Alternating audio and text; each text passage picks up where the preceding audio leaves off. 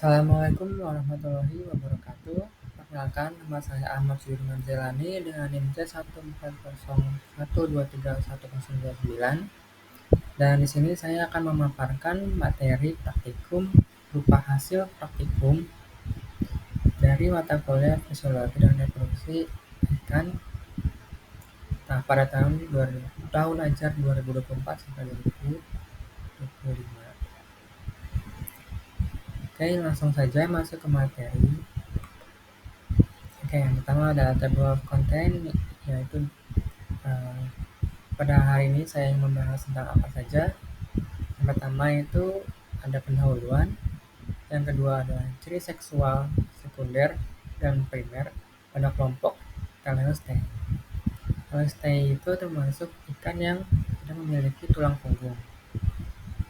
Ya, Teleostei ini adalah ikan yang memiliki rangka terdiri dari tulang, terus insangan terletak dalam rongga yang tertutup, yang saya sebut misalnya ya.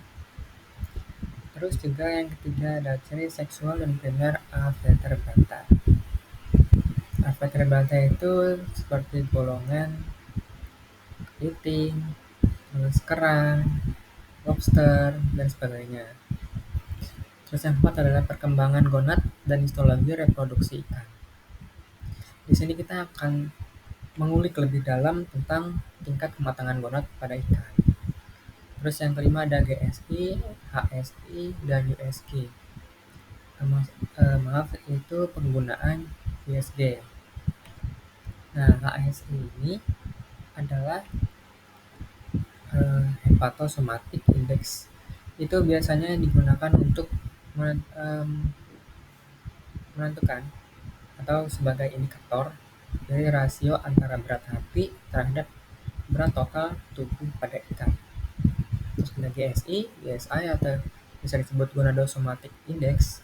Ini biasa digunakan untuk mengukur kematangan gonad ya, karakteristik ikan, dan ini menggunakan rasio antara berat gonad induk telur ya atau testis terhadap berat total pada tubuh ikan. Terus selanjutnya adalah sebaran diameter telur dan fekunditas. Nah, diameter telur ini dapat menentukan juga tingkat kematangan gonad pada ikan, terutama pada betina, dan juga fekunditas. Fekunditas ini ada saling berkaitan sama diameter telur. Nah, nanti kita akan bahas lebih lanjut. Terus selanjutnya adalah pengolahan data dan pembuatan histogram. Nah, dari sebaran diameter telur dan fekunditas ini nanti akan dibuat histogram serta ada perhitungan tentang fekunditas.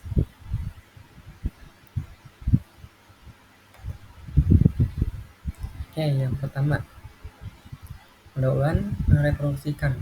Ya, organ reproduksi terdiri dari ovarium itu pada betina yang mengandung sel telur ovnium, dan pada jantan itu biasanya testis itu mengandung sperma atau spermatogonium.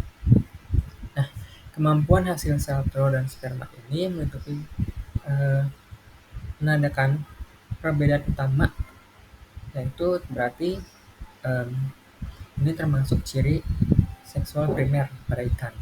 Nah, sebenarnya ciri seksual primer pada ikan ini itu biasanya ditandai dengan organ, di mana organ itu yang berhubungan langsung untuk reproduksi antara betina dan jantan, yaitu terlihat pada lubang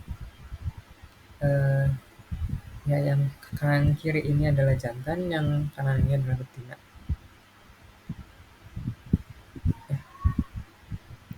Terus juga ada perbedaan antara ikan jantan dan betina di ciri seksual sekunder. Nah, biasanya ciri seksual sekunder ini itu meliputi perbedaan ukuran tubuh, warna, terus juga biasanya warna pada tubuh jantan terlihat lebih tegas daripada betina, seperti pada ikan cupang, terus pada ikan nila, dan juga pada ikan mas. Biasanya yang betina itu lebih pucat. Ini juga bisa dilihat ciri seksual primer pada ikan koi.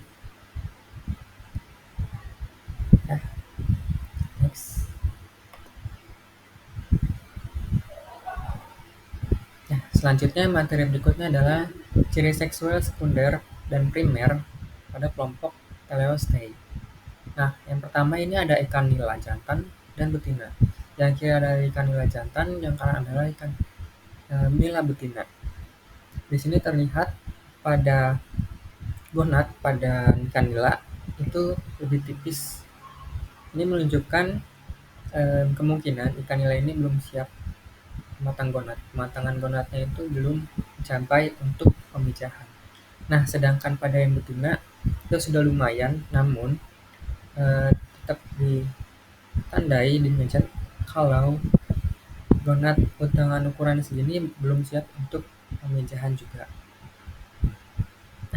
Seperti pada argumen tadi, ciri primer melibatkan organ yang terlibat langsung dalam reproduksi, sedangkan yang sekunder itu melibatkan organ yang tidak secara langsung terkait dengan proses reproduksi. Sari 2012.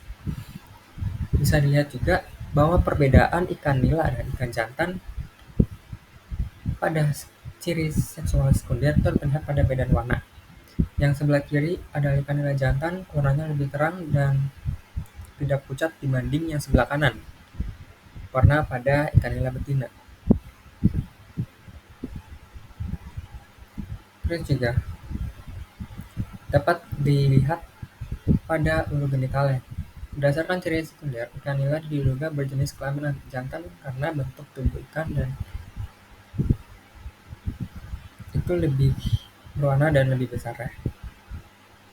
Ikan nila jantan memiliki alat kelamin. Nah, selanjutnya ini lebih ke ciri primer, di mana ikan nila memiliki alat kelamin yang runcing dan lubangnya itu ada dua. Salah satunya itu ada anus, yang satu anus yang di belakang biasanya, yang depannya itu adalah lubang urogenital ya, untuk mengeluarkan sel sperma.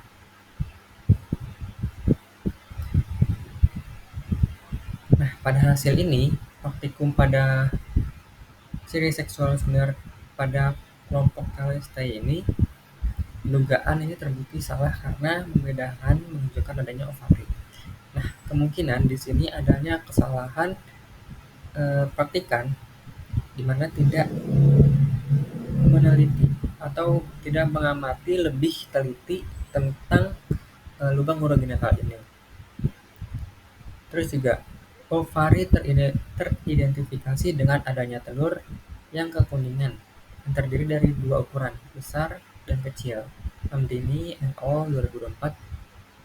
Ikan nila jantan memiliki tubuh yang lebih besar dibanding betina, di mana energi ikan jantan sebagian besar dialokasikan untuk pertumbuhan, sedangkan betina mengalokasikan energinya untuk pematangan gonad. Yang kedua ini ada ikan mas jantan dan betina. Nah, perbedaannya warna gonad pada jantan ini, di mana ikan pada jantan itu biasanya memiliki warna yang pekat ya, sedangkan pada gonadnya biasanya pada gonad jantan ikan emas ini itu pucat daripada gonad betina. Tapi dengan note di mana hasil tingkat kematangan gonad ini berbeda. Kalau pada jantan itu biasanya memang pucat karena berisikan sel sperma, sedangkan pada betina dari yang pucat hingga terisi dengan telur akhirnya berwarna. Sedangkan ciri seksual sekunder terletak pada warna ikan mas, di mana ikan betina itu biasanya lebih mencolok daripada ikan mas jantan. Terus juga ukuran ikan mas ini lebih besar.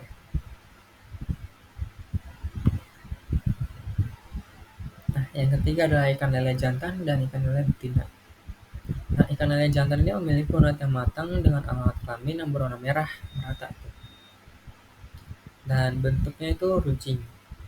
Nah, papila pada ikan lele ini memerah saat matang dan siap membuahi. Terus juga pada ciri sekunder pada ikan lele jantan memiliki mata gonad yang memiliki tubuh ramping dengan perut yang tidak lebih besar dari punggung dan warna tubuh yang relatif lebih gelap dibandingkan betina. Nah, next materi ketiga itu adalah ciri seksual primer dan sekunder pada Avertebrata. Nah, di sini pada lobster ikan hias terlihat. Nah, biasanya ciri pada seksual sekunder pada ikan lobster hias ini itu terletak pada capitannya, di mana capitan yang jantan itu terlihat lebih kekar dan lebih tajam, lebih kekar gitu untuk mencengkam. Nah, sedangkan pada yang betina itu lebih kecil.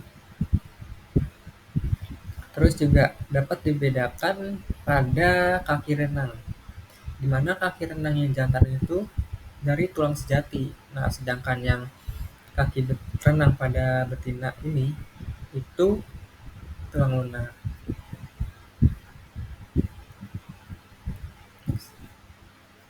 Nah, selanjutnya undang Paname. Nah, di sini tidak terlalu kelihatan secara signifikan perbedaannya, namun pada ciri sensual sekunder pada ikan udang yang jantan, udang Paname yang jantan itu terlihat lebih kekar dan lebih besar. Sedangkan pada ciri seksual sekunder pada udang betina itu terlihat lebih kecil. Oh ya, dan juga ciri seksual primer pada jantan itu em, ada namanya petasma. Nah, petasma ini adalah organ reproduksi jantan yang berfungsi untuk mentransfer sperma. Sedangkan pada yang betina itu ada namanya telikum. Nah, telikum ini organ reproduksi betina yang berfungsi sebagai tempat penampungannya sperma.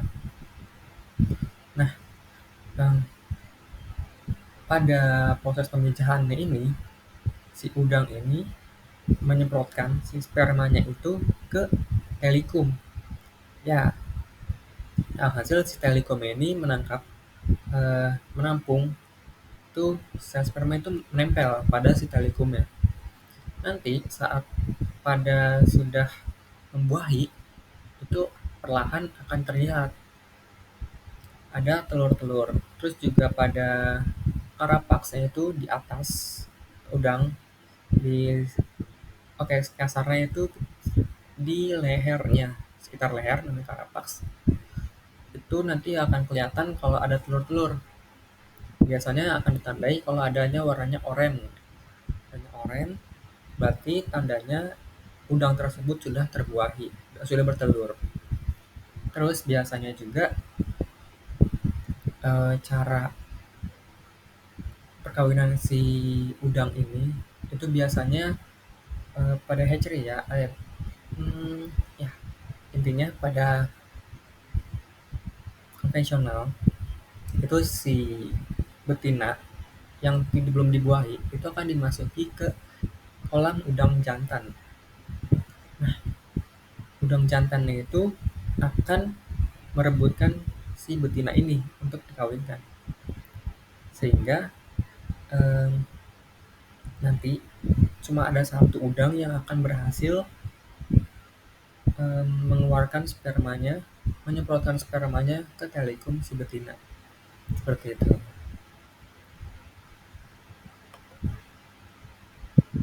Selanjutnya, ciri seksual primer di Avertebrata.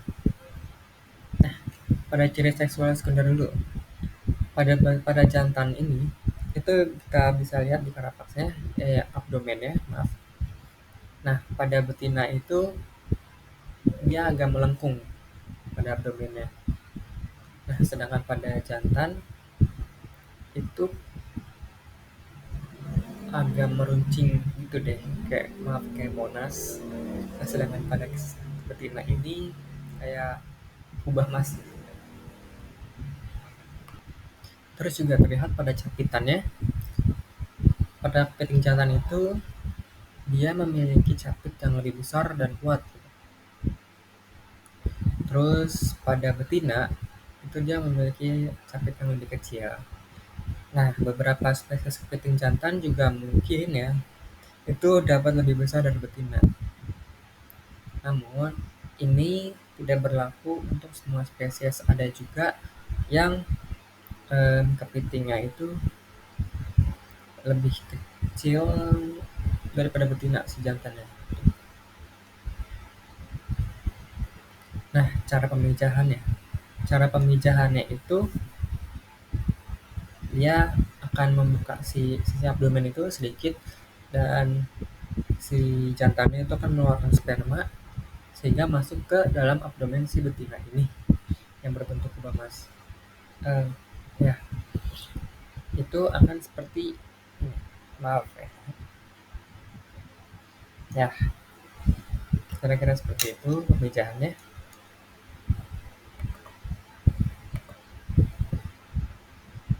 Nah, materi selanjutnya itu adalah perkembangan gonad dan histologis reproduksi ikan. Nah, seperti yang tadi dibilang, TKG atau tingkat kematangan gonad. TKG ini merupakan indikator untuk melihat gonad pada ikan yang siap untuk divertilisasi. Fertilisasi. Nah, TKG yang diuji pada praktikum ini menggunakan ikan lele, udang ceri, dan ikan mas. Nah, ini terlihat pada TKG 4 dan 35. Oke, sebelumnya kita akan next dulu. Nah, di sini ada tabel klasifikasi dari mode yang saya pelajari. Dan ini TKG 1 di mana gonad ini belum matang. Gonad ini sangat kecil seperti benang dan transparan, itu pada jantan. Terus pada jantan maksudnya itu berwarna kelabu dan juga itu tipis, lebih tipis. Namun pada jantan dan betina kurang lebihnya sama, masih benang dan transparan. Mungkin bedanya pada ikan betina tampak lebih bulat dengan warna kemerah-merahan. Sedangkan pada jantan itu pipih dengan warna kelabu. Terus ada yang klasifikasi kedua, yaitu perkembangan gonad. Nah, gonad ini udah mulai mengisi seperempat dari rongga tubuhnya. Jadi warna gonad pada jantan itu masih putih, kelabu, berbentuk pipih. Terus pada betina itu mulai berwarna kemerahan atau kuning, dan berbentuk bulat-bulat yang menandakan adanya telur. Tapi telur di situ belum terlihat jelas gitu. Terus yang TKG ketiga, TKG hampir matang gonad, di mana TKG ini sudah mengisi setengah dari rongga tubuh. Nah, gonad pada ikan jantan itu biasanya berwarna putih yang berisikan sperma, sedangkan pada ikan betina itu berwarna kuning. Oke, langsung TKG keempat, matang gonad. Nah, gonad ini mengisi 3/4 rongga tubuh. Nah, gonad jantan biasanya berwarna putih, berisi cairan berwarna putih yaitu sperma, dan gonad betina itu berwarna kuning. Berarti telurnya itu bisa dibilang udah siap untuk memijah. Nah, terus telur mulai terlihat dan kadang-kadang dengan tekanan halus pada perutnya maka akan ada yang menonjol pada lubang pelepasannya. Ya, itu pelepasan telur. Biasanya pada teknik stripping itu pada TKG 4 untuk lebih mudah gitu untuk di strippingnya. Terus TKG 5 yaitu masa persalinan. Terus hampir sama dengan TKG 2. Nah, tapi karena namanya pada persalinan, di mana gonad ini sudah pernah dibuahi gitu, sudah pernah melewati TKG 1, 2, 3, dan 4. Sehingga pada TKG 5 ini kadang-kadang pada gonad jantan itu berwarna putih dan kadang dilengkapi dengan bintik-bintik coklat. Terus pada betina gonadnya berwarna merah, terus lembek dan telurnya itu tidak tampak karena sudah keluar telurnya. Nah ini pada ikan mas betina pada TKG 2, maaf kalau kurang jelas ya, sini aja. Nah terlihat pada TKG 4. Pada TKG 4 itu terlihat gonadnya agak kecoklatan ya, agak gelap juga. Itu menandakan bahwa gonadnya sudah terisi oleh telur juga dan besar. Terus pada ikan lele ya ini sudah mengisi 3/4-nya dari si tubuh ikan ini. Nah, TKG 5 disalin pada ikan lele itu terlihat seperti tidak apa-apa, tidak ada apa-apa pada gonadnya itu, tapi warnanya itu tetap sama dari warna sebelumnya pada TKG keempat, karena dia sudah mengalami pengeluaran telur, jadi tidak ada telurnya di situ, hanya kantung ya seperti kantung gonadnya saja.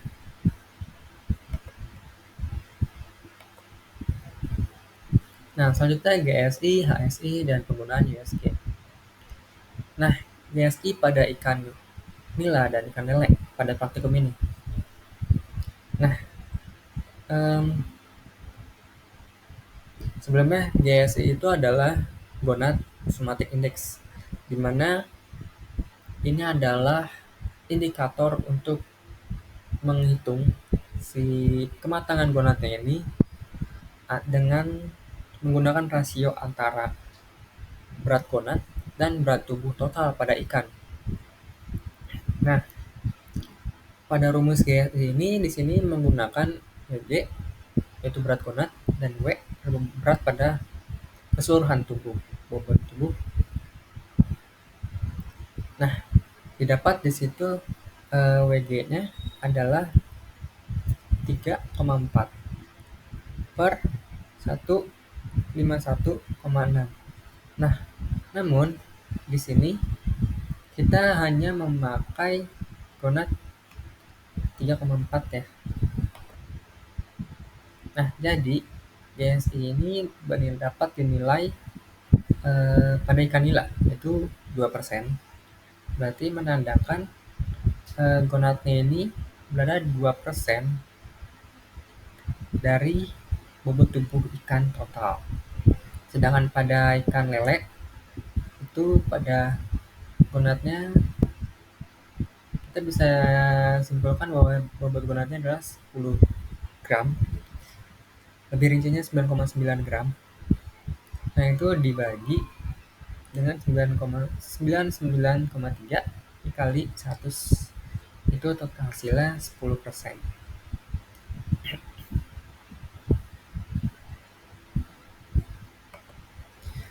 Nah, dapat disimpulkan bahwa tadi juga sempat dimention kalau TKG 4 itu 3/4 ya, 3/4 dari tubuhnya.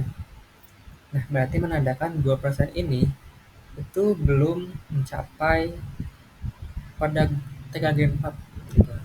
Kemungkinan ini berada pada TKG 2 atau ketiga, atau mungkin ke 1. Sedangkan pada lele itu kemungkinan ada di TKG kedua atau ketiga.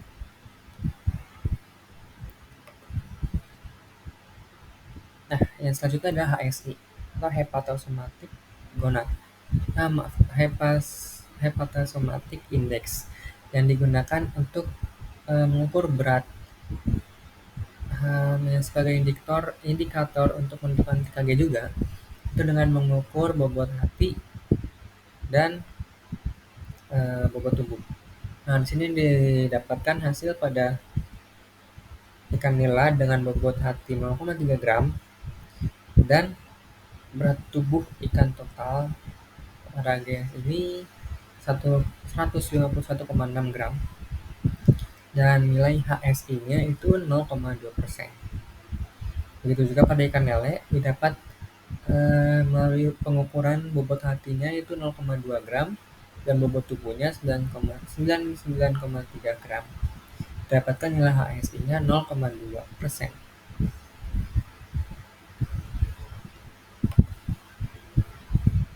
Nah, selanjutnya adalah hasil USG. Pada ikan nila, maaf, sebelumnya USG itu adalah, USG itu adalah ultrasonografi.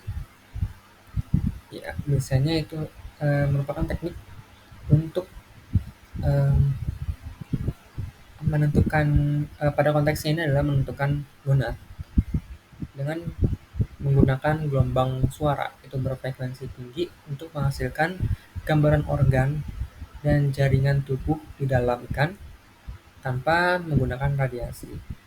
Nah, cara kerja USG ini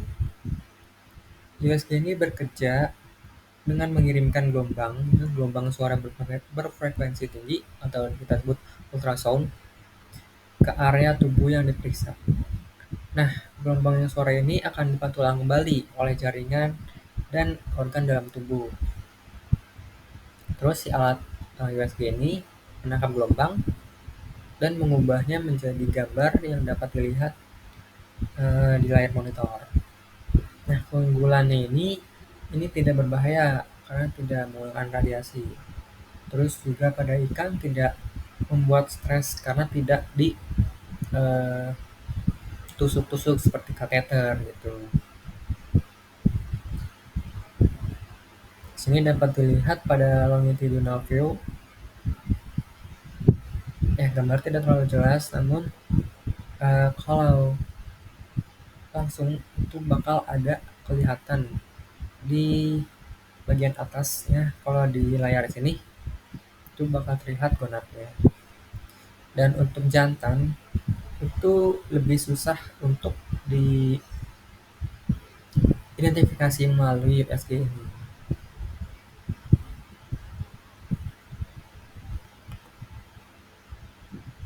Next, yaitu sebaran diameter telur dan fekunditas.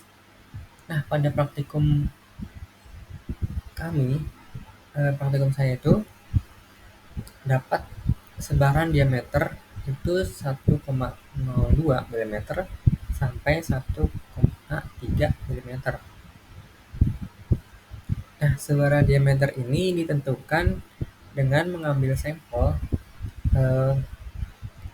dari 3 bagian gonad, yaitu bagian depan posterior, bagian tengah, dan juga bagian belakang. Bagian depan itu anterior, terus juga tengah, dan belakang itu posterior. Gitu. Kita mengambil dari sebaran diameter ini kita mengambil 10 dari masing-masing tersebut, dan juga sebelumnya kita mengambil dari hasil kateter itu kita pilih 10 juga, dan nanti kita gabungkan untuk pengukuran di mikroskop seperti itu. Dan data hasil ini didapatkan dari data satu paralel, bukan kelompok. Terus juga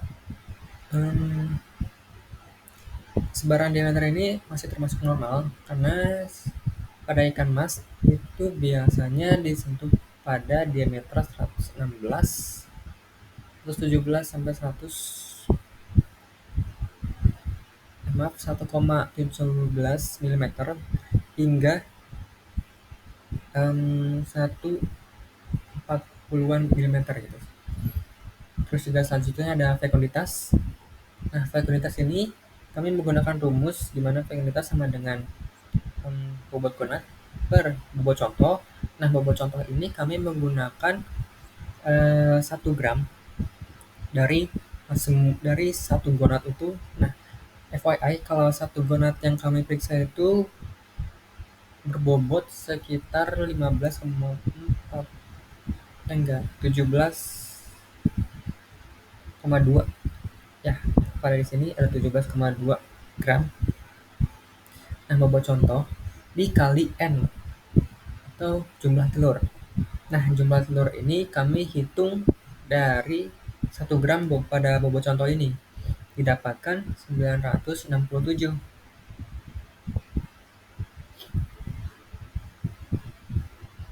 Kurang lebih seperti itu. Dan next. Hasilnya pada fekunditas ini adalah 16.623 telur.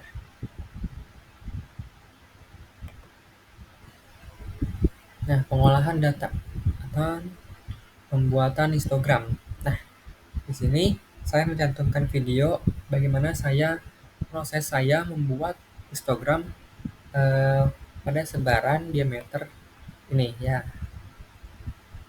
Yuk, next. Nah, ini daftar pustaka saya yang saya gunakan untuk membuat PowerPoint ini.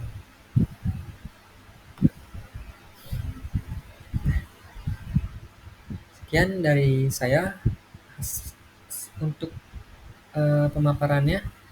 Mohon maaf jika ada salah kata atau kata-kata yang tidak berkenan. Saya pamit undur diri. Wassalamualaikum warahmatullahi wabarakatuh.